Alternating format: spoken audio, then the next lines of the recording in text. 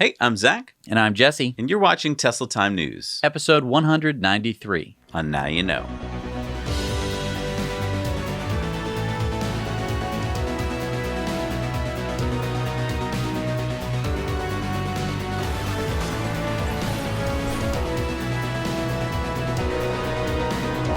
Brought to you, as always, by our wonderful Patreon patrons who help support this show. They actually make it entirely possible for this show to even exist, so a big thank you to them. They get some really amazing perks. You can check out those perks over on patreon.com. And as Amazon associates, we earn from qualifying purchases. Check out the link in the show notes below. And we're brought to you by Battery Hookup, the best place for all your DIY lithium-ion battery needs.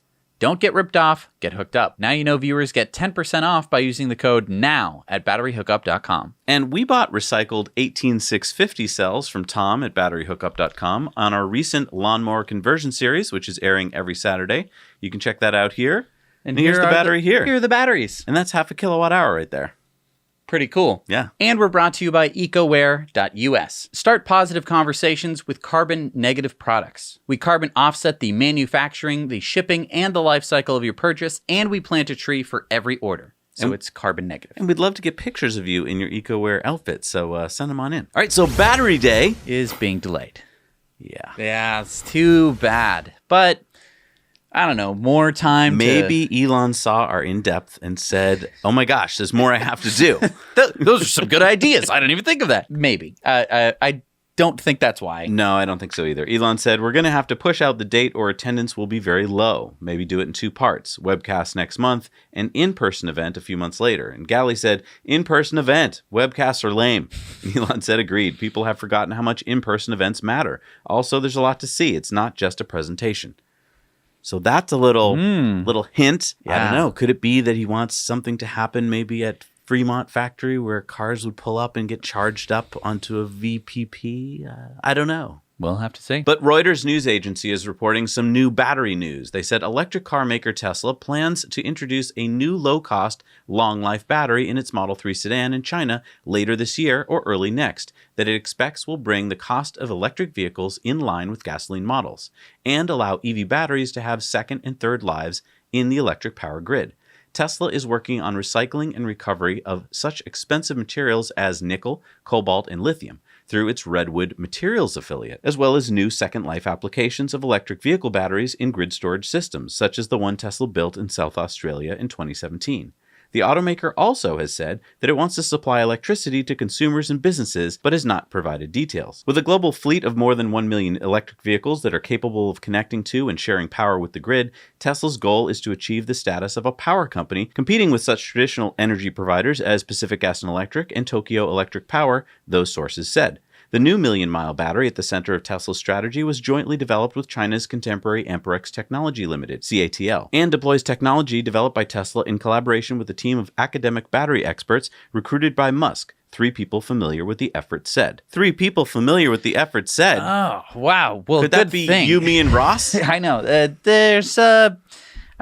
That's pretty vague. Very vague. Super vague. So CATL is the one they've been working in conjunction with to make this new battery? That doesn't sound right.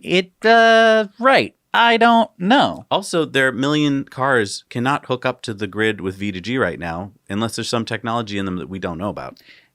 And maybe there is, Tesla is magic. But I'm just saying, well, yeah, if you haven't seen our in-depth last week, you probably don't know what we're talking about or what any of this means. So you should definitely go watch that before you continue the rest of this episode, because we spent a lot of time on that in depth. So according to Electric, and you should keep this in mind as you hear this story, because this is all according to Electric and their sources. Quote, a source familiar with the matter told Electric that Tesla has chosen Austin, Texas for its next factory, and it's going to happen quickly. So where in Austin, Texas? Well, it sounds like the exact location in the Austin area is not yet set in stone, but that Elon has tasked an engineering team currently working at Giga, Nevada, to start planning for a Gigafactory or maybe a Terafactory in the Austin area. They will be making the Cybertruck there and the Model Y there, according to this source from Electric. And according to this source, Elon wants to have Model Ys coming out of said factory by the end of this year. But it's almost June. Yeah, I don't see how it would be possible to even have the factory built, let alone stuff coming out of it. I mean, you could, I suppose, make one of those tents It takes maybe 1-3 days to put up that tent, and then you ship a bunch of equipment to the tent. Yeah. And then you start producing cars. I mean, I don't know. And then what was weird is as soon as this article came out, an hour or two later, a bunch of other articles came out with very similar sounding stories and sources. So I don't know how true this is. It depends who the sources are. Right. We were pretty sure that it was going to be somewhere in Texas anyway, and I'm sure that it was going to be pretty much somewhere in Austin because Elon has said that he likes Austin a lot, which means that he probably wants to have his factory there because, as we know, he doesn't have any houses anymore.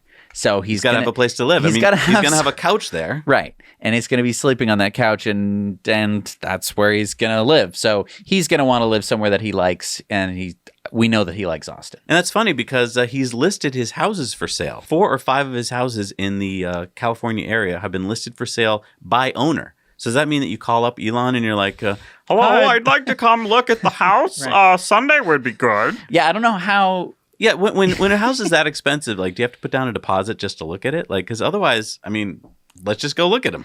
Yeah, and I mean, I know that he's selling Gene Wilder's house, and he doesn't want anything to be touched in the house. Yeah, is he going to come by every month and check? Is he going to have a webcam? At that point, let's just make it a museum.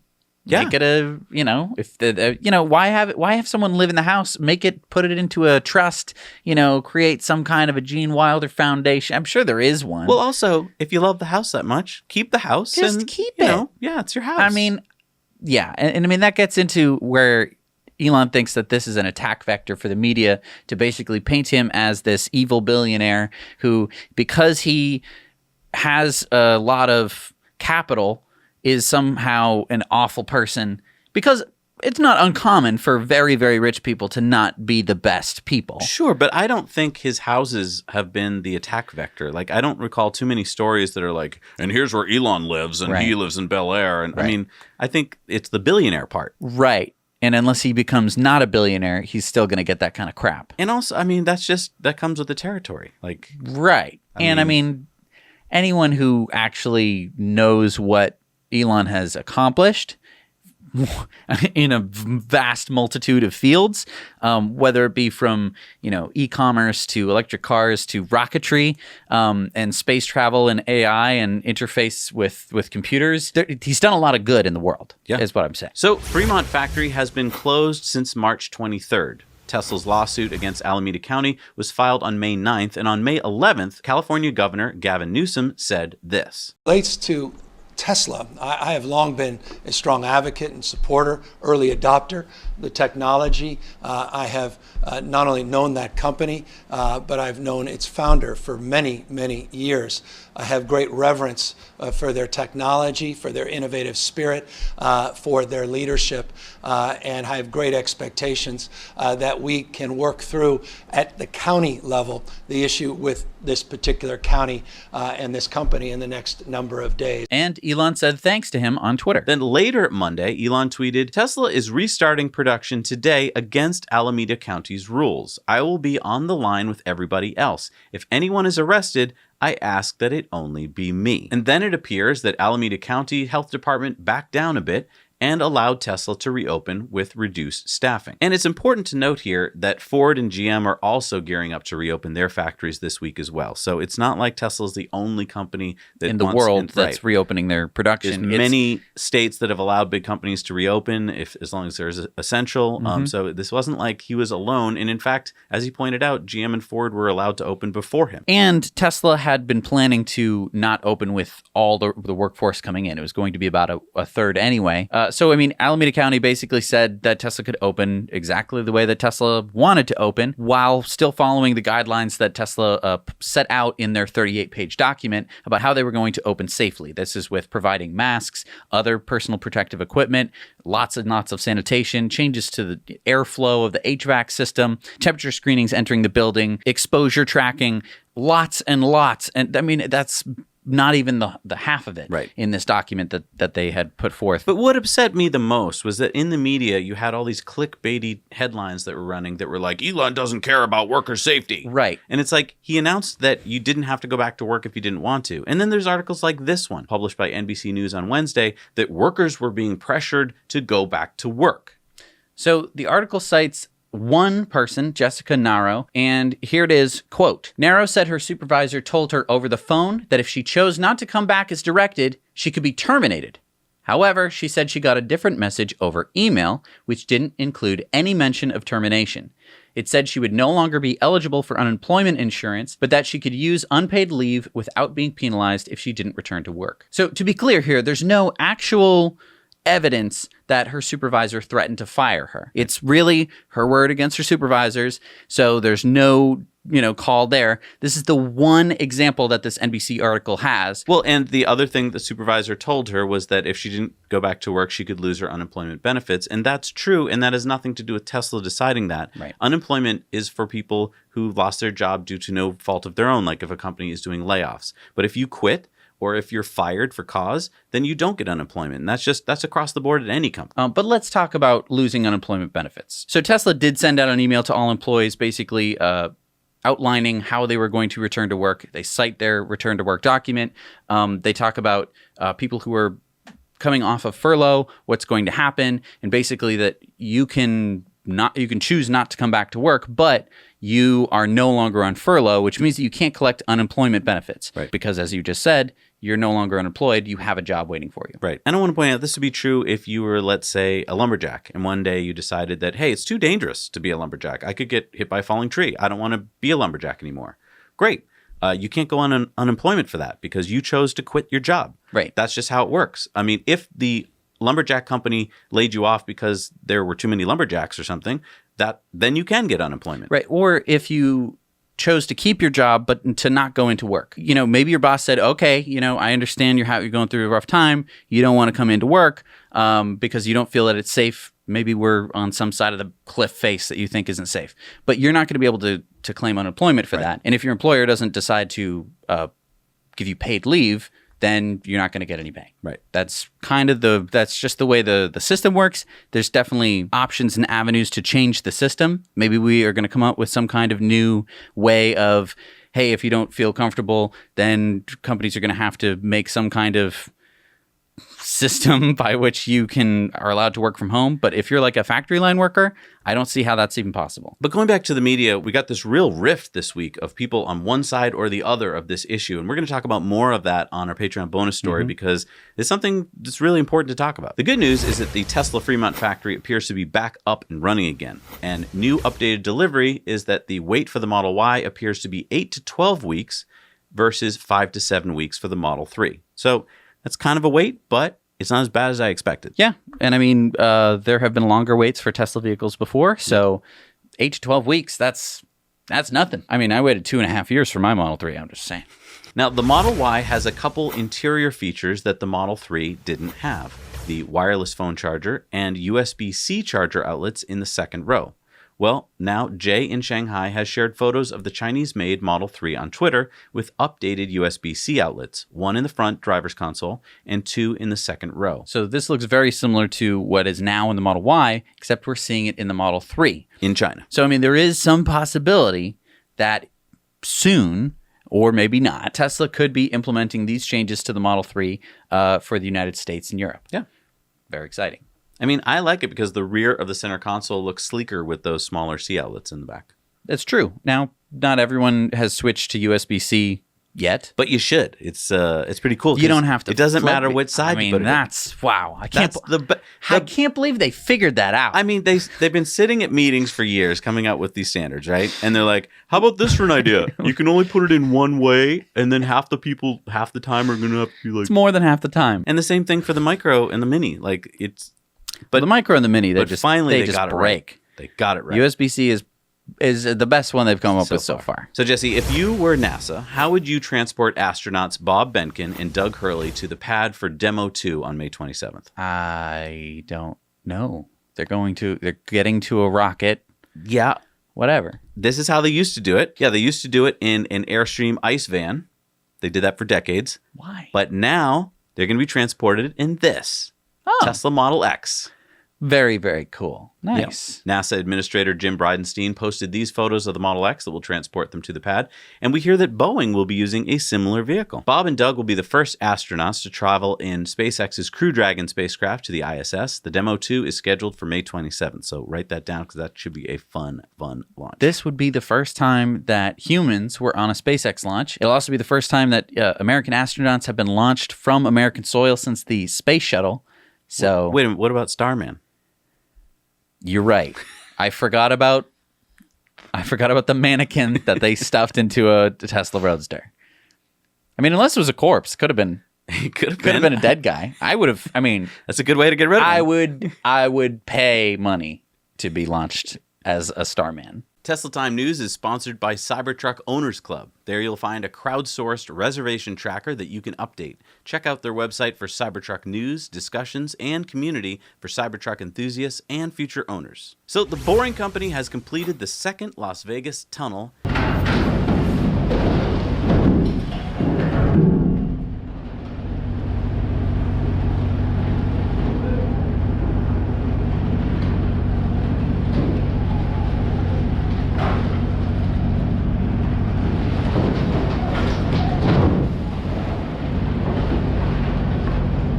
Yeah, that's at the Las Vegas Convention Center. That's the 1-mile tunnel that'll carry people across the Convention Center campus, and it's scheduled to open for CES in 2021, which will happen in January. Now, it appears to be on schedule, according to this tweet from Elon. And then Elon tweeted out that Boring Company will also connect Vegas hotels and the airport. Autonomous Teslas in tunnels will provide individualized mass transit. I just want to stop right there. He said autonomous Teslas. Yeah. Now, I assume that when it first opens, they won't be autonomous because the regulations and stuff, but maybe it's on private, like maybe the convention center is owned by a private entity and maybe they'll be allowed to do this. Yeah. What are you so amazed by? Well, I mean, I know it can happen, but like to have it actually happen for millions of conventioners. I'm totally excited about that. That is going to be huge. The first time we actually see like a Boring project in its full form. I mean, it's not fully full form. Well, I think that they're going to have some. Yeah, but I think that there's going to be much more exciting things down the line for the Boring Company. Oh, yeah. It's almost like we did a whole series on it. Maybe you should, I don't know, go watch that. So Ferrari's CCO, which is their chief commercial officer, Enrico Galliera, told UK's Autocar, "We firmly believe that battery technology is not yet developed enough to meet the needs of a supercar. In the next 5 years, we do not believe the technology will be able to meet the needs of a Ferrari." Are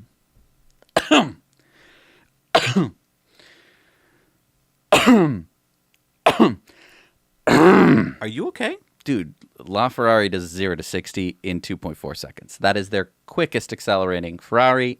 And guess what it has in it? Batteries. It's a hybrid. Doesn't a Model S P100D Ludicrous go 0 to 60 in 2.28 seconds? Yeah, that's been the fastest recorded time. So essentially you have I don't want to call it like a mass market car, but you have a car that's been produced in the thousands compared to the fastest Ferrari that they've got in the world that they've only made 499 of. Didn't I also sit in a Roadster? The Tesla Roadster, it goes 0 to 60 in 1.9 seconds. Yeah, that really happened. Yeah, right. But you know, I guess Ferrari doesn't think that that's good enough, even though they don't have a single car that can even compete with Teslas like that anyone can buy. Well, how much does one of your 499 LaFerraris cost? They cost $2.2 million each. And how much does a Roadster cost? A Roadster.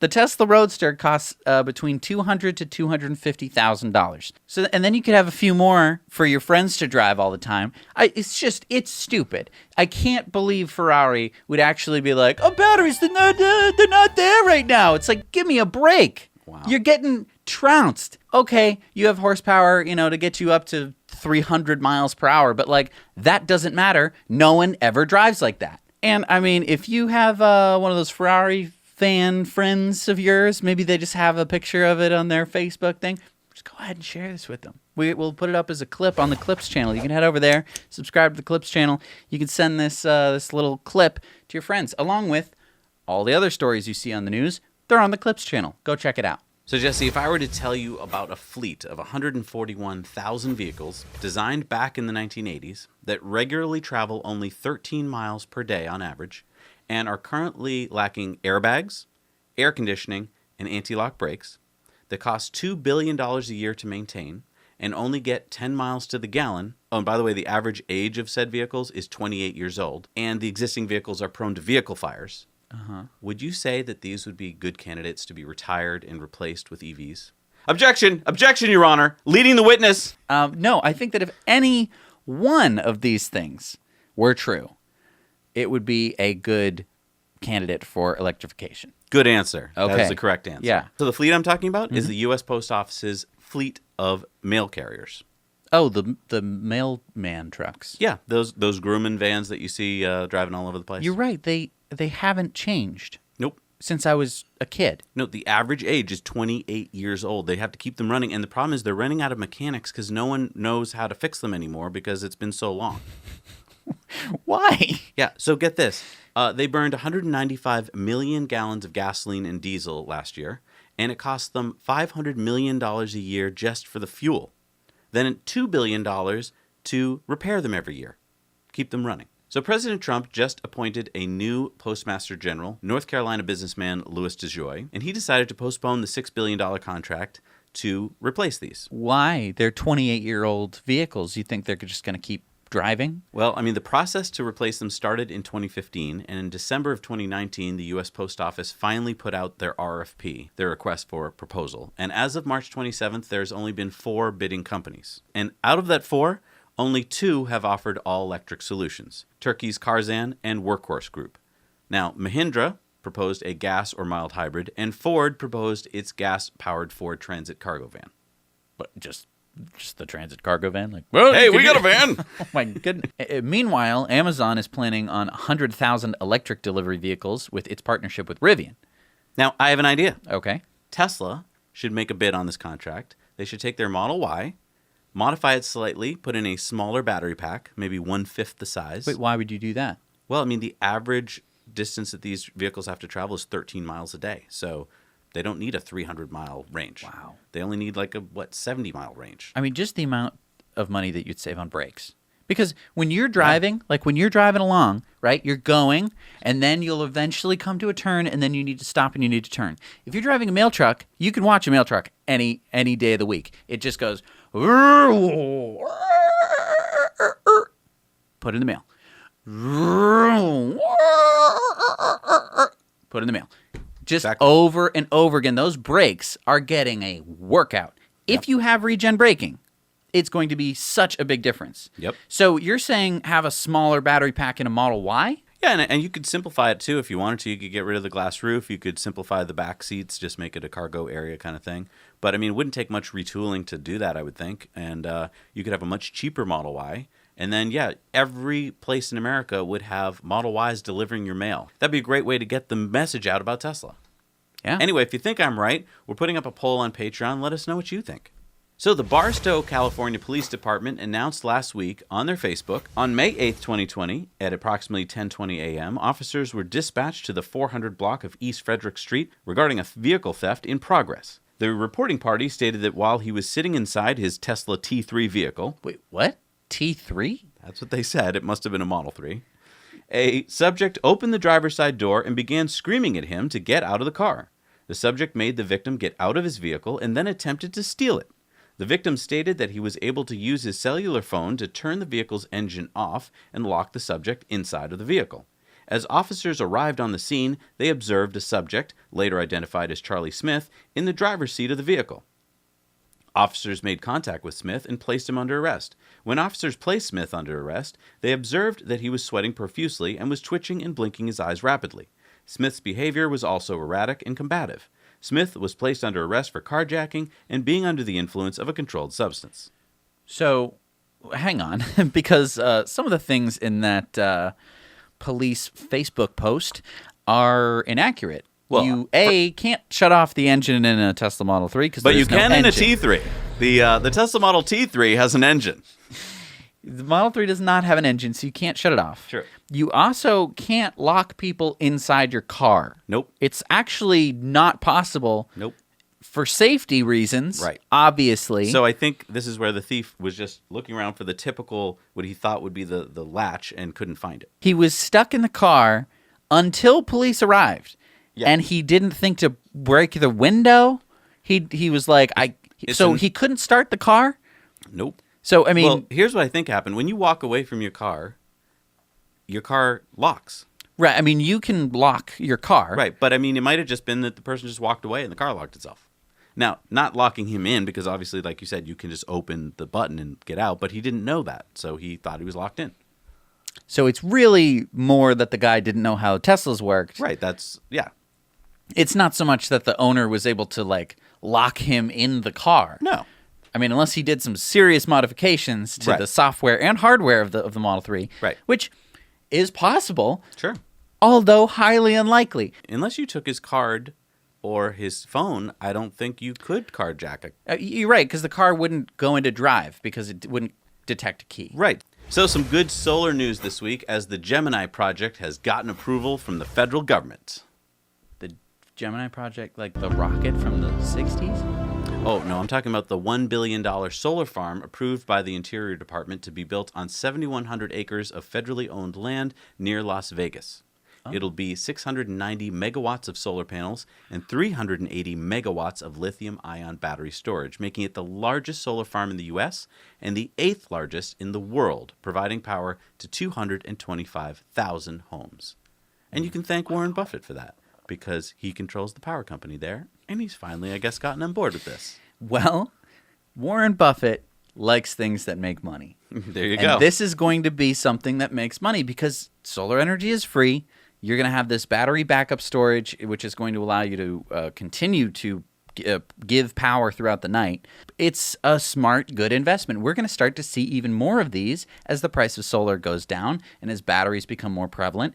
Really, really awesome. I think that Warren Buffett must have been watching the show, and we finally got to him, because that's what we've been pushing on the show for 5 years, is get solar. And if you want to get solar on your house, contact the folks at Energy Pal. They're a great bunch of solar geeks that know everything there is to know about solar. And, I mean, that's let's be honest, that's one of the things that stops you, right? Is you got a lot of questions. You're like, I need to know the latest information. Right. I need to know about rebates. Do I need to buy solar panels and Right. nail them to my roof? Right. What am I doing? You know, Right. there are lots of different companies, and Energy Pal will help you navigate through each of the different energy companies, their offers, and you don't even have to pay Energy Pals because they are going to get their commission from whoever you choose to put solar on your roof. That's right. Check out our referral code down below, and you'll actually be helping to support the show. So Reuters has reported last week that the German economy minister, Peter Altmaier, said he didn't expect any major delays to the construction of Giga Berlin due to the pandemic. And the Minister of Transport, Guido Biermann. That can't be his name. His name is Guido Biermann. He said that Tesla is sticking to both the project and the schedule for the construction of the factory in Grünheim. And the Brandenburg government said that Tesla has made a third application for early measures to prepare for the construction. The new application is for flat foundations of certain buildings and the laying of supply lines above the water table. And as always, I want to give a shout out to YouTuber Tesla Kid Grünheim for getting even better drone footage. Dude, you're doing stellar. This is you're getting better and better every week, man. Look at that shot where he does a last week and then cuts the screen and shows you this week. Dude, I don't even know how you begin to start to do that. How do you get the drone to fly on the same course? These kinds of skills are going to be so important in the future. Yeah. Drone flying and drone photography and videography is not going away. No. It is absolutely going to be an essential skill in the future. And if you have this ability to do those kinds of drone shots, you're going to make money. Yeah. How cool is it to see the site and to see that, like, at the site now they've already got the roads in. We already kind of see, like, what it's going to look like. Yeah. And there were a couple trees that had birds in them, you know, that were nesting and they had to protect and then, like, wait till the nests were done. And, like, those are gone. So that's great news for Tesla. That means that's not going to slow it down. All right, it's time now for the video contributor stories. This week is brought to you by GoPuck. We use GoPuck all the time to film when we are not necessarily able to be plugged in somewhere. It's a great little battery bank. Fits right in your pocket along with like other things in your pocket, and it can charge your phone up many, many times. Use our referral link and discount code in the show notes for GoPuck. All right, so Ari breaks the egg record. Hi, Zach and Jesse. This is Ari. Marlene couldn't be up here with me. She's working today. We're up in Kempton, PA. to help support Zimmerman's Chicken Farm, which is a huge commercial chicken farm in the Lehigh Valley area. Basically, they can't sell their eggs because of the coronavirus, and they're coordinating with a local farmers market to help support them and volunteer to help distribute and sell their eggs so they can keep their chickens alive and not have to kill them. They have about 80,000 chickens, and it costs about $15,000 a day to feed them. So the only way to do that is to sell the eggs to individuals. So I got here early.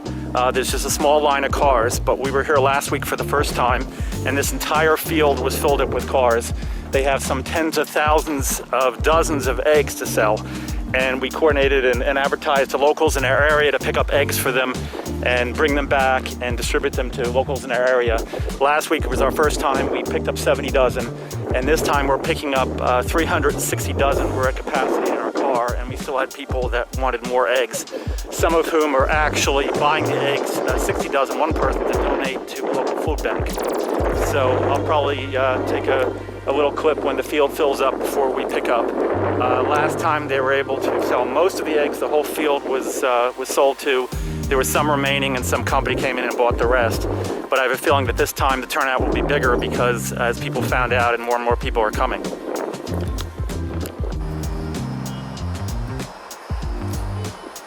Hi Zach and Jesse, it's Ari again. I stopped here at the Allentown Supercharger. I couldn't really wait and film the field filling up. The last time that field was completely packed with cars, and they even had cars backed up into the town half a mile away. Anyway, so I stopped here, I picked up 360 dozen eggs, and you can see in the back seat, they're stacked completely up to the ceiling. And I have two boxes, one on the floor and two in the front seat, and the trunk is completely packed. So this was literally as many as I could fit in the car without a passenger who I was going to have a friend join me, but he decided he didn't want to go. So anyway, that's our mission. I got to get home and distribute and deliver these to various people and actually dozens of families, as well as one food bank and some other people who were donating them to families in need. So anyway, now you know. Yeah, isn't that nice of him? He's trying to help, and all those countless other people trying to help keep those chickens from being slaughtered for no fault of their own. And he stuffed a lot of eggs into his car. It's good to know you can fit that many eggs in your Model 3.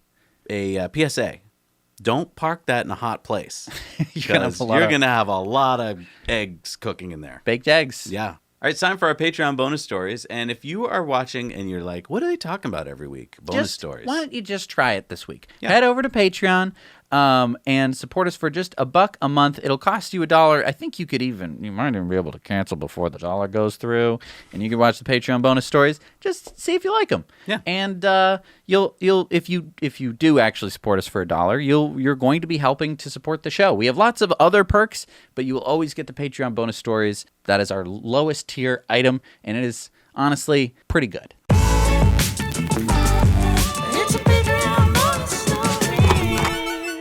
Hey, we're back from our Patreon bonus stories. That was a long one. It was Got a lot off our chests. Yes, it was very nice. It's time for our Patreon shout-outs. These are folks that support us for $5 or more every month. Who do we have, Jess? We have BBP Style, Shoots B, Anthony Montoya, Damian Lund, Kerry Mio Y, Brian Harris, Gianpaolo Esposito, Scott Wallace, Eric Hoffner, and Mike Wilson. Thank you so much for supporting this channel. We cannot do it without you. All right, it's time for Elon's tweets of the week. All right, what do we got this I whittled week? it down a little bit this week because last week was a little too long for my long. tastes anyway. Elon said, thanks for the cool suggestions. More fun coming to your Tesla soon. Ebook Booster said, Zork in other text adventure games. And Elon said, Zork with AI Dungeon Master. Pranay said, will Deus Ex be added to? And Elon said, that would be great. So, yeah, more games in the Tesla. Now, I just want to point out, if you're in your Tesla and you want to play some of these games, you can't play them just on screen. You need a controller. And we have a video about that because you might not have really been into games until you just sat there one day and like, oh, what games are available? Right. So you can check that video up right over here. And, of course, we have to show some more Elon Baby video here. This is, Viv said, this video on Grimes' Insta story absolutely melts my heart. Ash is so adorable. I don't know his name yet. Elon said babies rock. And Tesla has been invited to Texas. Hidalgo County said, hey, Elon, Hidalgo County are ready to accommodate Tesla. And Elon said, note is much appreciated. Alex said, okay, I went for it. Here's a future Starship and heavy booster. People on the ground for scale, perhaps SN20. And Elon said, pretty close. It will look absurdly tall and have a lot more ground support equipment. So that is a fake CGI picture of what Starship could look like. All right, it's time for Community Mail time. Community Mail time! Our friend Cal, who designed the Tesla Buddy app, sent us this photo of him in Chernobyl in 2001. Now, as he informed me, Chernobyl wasn't shut down in 1986 right after the accident in Reactor 4. It stayed open, with the first 3 reactors continuing to power Ukraine until 1991, 1996, and 2001, respectively. So think about that for a second. Chernobyl happens, and they're like, okay, comrade, you stay here and run the reactor till 2001 or so. Oh my gosh. Just 15 years more. And then our buddy Gordon writes in and says, I suppose here in the UK we call it Texit. You know, they're leaving for Texas instead of Brexit. Oh, okay. All right, it's time for our on-air question of the week. Aiden says, I think one possibly very crucial advantage that Tesla will have over Rivian for people who love the outdoors is the ability to only have to use one vehicle to complete a through hike without having to have someone pick you up at the other end of the trail in that vehicle. This is because Autopilot will be able to drive to the other end of the trail before you get there, or hikers can order a car to the end of the trail via the Tesla network. This will make through hiking a lot easier and will be another market for Tesla to reach, since I don't think Rivian has any plans for FSD. Thoughts? That's a good thought. That's a good. I never even thought of through hiking as a reason for needing a, because I didn't realize that, you get to the beginning point and then you have to come back for your car. Right. I mean, another option could be that the car would just follow you. Depends on the route, depends on how you're hiking. What, like around the It would forest? just, if you're like in a trail that's or Cybertruck that's just big knocks enough. down trees. No. If the trail was big enough, if you were walking down like a dirt road, that was your hike, you could just have it follow behind you. That way, if you get tired or you're getting too hot, you pop in, get some air conditioning, get some cold water. Okay. Pop on the Cyber Quad. No, actually, you're onto something. You could do this in cities too. Like you could walk through the city, and then just have it follow you through the city, and then there's your car. Yeah, you're like, oh, I am tired. Get in your car and drive away. All right, it's time for results from our Patreon poll, and we asked, how do you think Tesla will fare with its lawsuit against Alameda County? And the number one answer was, I think both parties will settle. Followed in second place with, I think Tesla will win the lawsuit. Yep. So time will tell. But if you want to be part of our polls, head on over to Patreon and you can answer our weekly polls. It's time for our Supercharger review, sponsored by our friends at Evannex, the Tesla community's accessory store. Looking for awesome accessories for your Tesla? Well, then check out Evannex and use our discount code NowYouKnow to save you 10% on purchases over $100. Hey, Zach and Jesse, this is Herman from Victoria, British Columbia, reporting on a couple of destination charges at the Western Bear Mountain Resort and Spa, just on the outskirts of Victoria. This is an amazing property. There's a 5-star hotel, 2 Jack Nicklaus golf courses, lots of restaurants, pubs, coffee shops. I mean, I rate this place 10 out of 10. I've got a destination charger right here with a nice parking spot. Look at that. And then another one right here with a brand new Model 3. Beautiful car. I've spotted a lot of Model 3s already in Victoria. There's about they've delivered about 200 already on the island. That's amazing. And there's another electric charger here as well for another car. So 2 Tesla destination chargers and another charging point for electric car. Anyway, love you guys. Thanks for all the hard work. I support you on Patreon. Keep up the good work. Thanks, guys. Hi, Zach and Jesse. Another Supercharger review, this time from Queenstown, New Zealand.